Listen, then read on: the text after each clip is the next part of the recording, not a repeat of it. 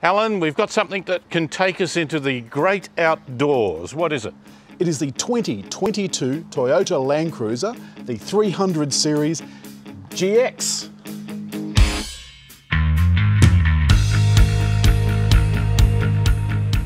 I think this car is significant for Toyota for several reasons. It's frequently, for the last little while anyway, in the top 10 best-selling cars in the country. This is the very, very base model for around $90,000.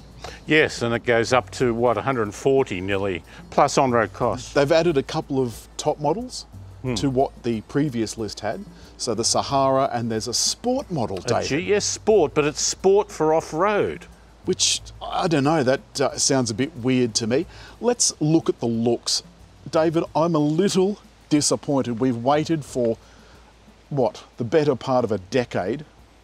The old one ran for, how old was it? 12 years, 13 years, something like that. And this is what we've got. I can barely tell the difference between it and the old one. The big ticket item in this new model, now remember, it's a completely all new model from the ground up on Toyota's global architecture on frame. I thought their global architecture didn't have a frame, but you know, there you go. David, what's the biggest thing about this car? Well, I think the engine is clearly gone from being able to get the V8. This is now a V6 twin turbo There's engine. only a V6 twin turbo. This is a pretty clean and tidy engine bay. Not a lot of room under it. And has the traditional don't touch covering over here, which is important for sound, but I think it's also tells people that it's an area you don't need to go close to. Well, I just heard this thing drive up, and believe me, if sound deadening was the aim, they failed. Toyota have done a couple of other things as well. There's aluminium in the construction for the bonnet, I think the tailgate as well. The doors, David, are they aluminium? No idea. No idea. We'll look that up and tell you. I think the back, David, is a little bit plain Jane as well on this base model. Or a little bit, no. I think it's quite a lot. Flat, bland, little bit of a dent there, but that's about no all. distinguishing characters on it at all. I mean, I know they've tried to defeature it and make it look as utilitarian as possible, but boy, I really think they've pushed the boat out. Because it doesn't have the third row of seats, the space in here is enormous. But Alan, I tried to put the baby seat in, and to get to the anchor points, I had to climb in, which is where the towing pack becomes wonderfully helpful, because you can get on it in order to get into it, in order to be able to... Well, again, not your best angle. Yeah. Alan, we've put this down. Why is that? Because you can't see a thing when that's in the seat at the top, and I tried to lower this, but I couldn't find out how to lower the seats either. Okay, I'm going to get in the back. I'm going to test where all the hanging on things are, because I'm going to need them all. That's made worse because there's no side step. Yeah.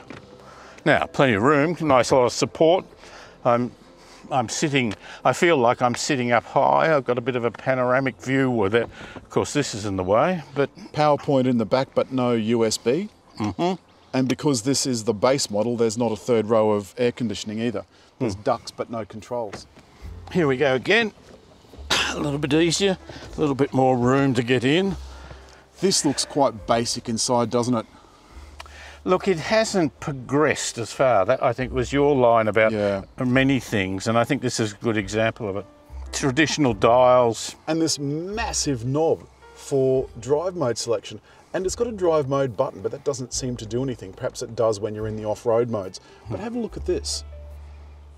I find that particularly uninspiring. It is only on this bottom model. The top models have a different system, but still with rows of buttons. And this, of course, has a smaller screen. Again, a little disappointing. I would have liked the bigger screen. And this is the selector for your off-roading. With high, low, you push it down, go into low for 4. Whoops, whoops. We don't want to leave that in 4 low while we're on the road. I think this is still not the best resolution, David. What do you think? No, it doesn't appear sharp. For 90 grand, I really would have liked a fully digital dash instead of just that tiny little, very old-fashioned thing in the middle. Actually, one thing I've noticed, Toyota have finally done away with the Dick Smith System 80 clock. The only clock seems to be this one. Okay. This is one car, albeit a very big one, where the drive mode button makes a huge difference. I put it into sport because coming out of this street is a little bit tight. And I've got a lot of car, this is well over 2,000 kilos, David. And the nose seems to stick out more than... Gets up and boogies? Well, that's a feeling of good torque more than good power. It's not going to be something that's going to give you neck-snapping acceleration because it's just got to get so much weight going. Well, of course, the towing capacity of this is, what, about 3,500 kilos? It is 3,500, which And is that's another reason why it has a chassis. All right, now we're turning onto a freeway. And I've got this just in normal mode. That feels like it has infinite power. Now we're behind a Prius. I'd sooner stick a dagger in my throat. What do you think? The ride now at 80, which is the speed limit, very comfortable. Are you comfortable? Maybe I shouldn't assume. It is very much more car-like than perhaps its image was and its reality was in the past. I'm now at 100, and one thing that I've noticed is that the steering, and this is, I don't quite understand this, you're an engineer, you might be able to explain it. The steering is still hydraulic steering, but it's got an electric actuator. Wouldn't that just make it electric steering? No. I don't know. I thought you'd be able to explain it to me. But the point I was going to make to you is that the lane control on this is by braking. One of my pet hates. You're flying along at the speed limit and then just all of a sudden it thinks you've gotten too close, so it brakes, and you can't turn it. You can't start the car with it turned off. You have to turn it off every time as you're going, which really irritates me.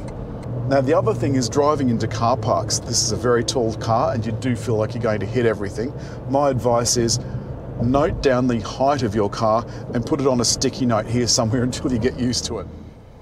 But of course, David, this is made for off-roading. That's what it's built for. Mm.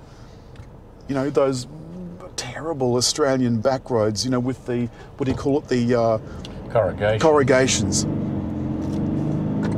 How many times have we driven over that, you know, in the recent decades, and you sort of think, gee, you know, like, how does suspension survive this? That's what this is built for. Now, the other thing that people might not know, David, is that Toyota in Australia started with Celestes.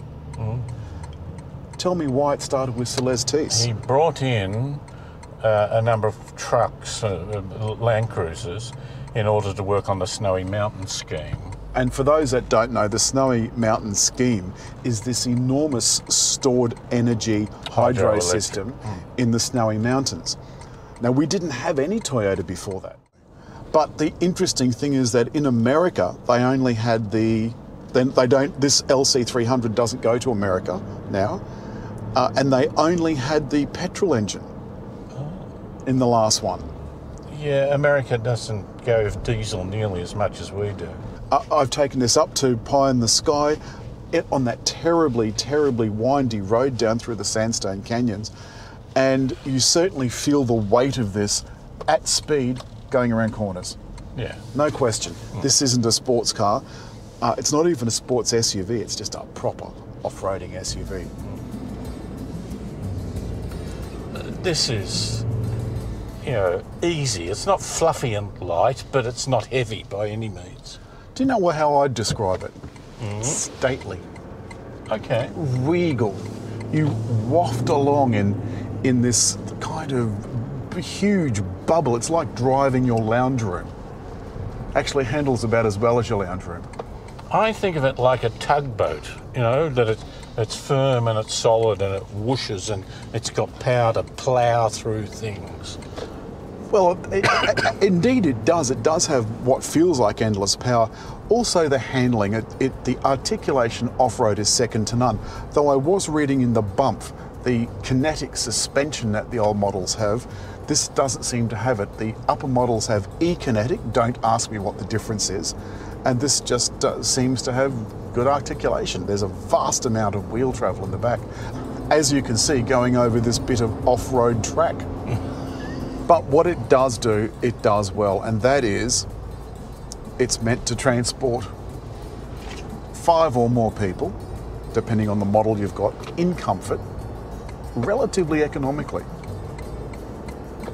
It's designed to tow, it's designed to go off-road. It's not really designed to be around town, but that's what mostly they get used for. That's all this week, David, for Toyota's LandCruiser 300 series. It's the big wagon. I think for me, it actually hits a spot. It does everything it says on the box. But David, it's that time. Indeed.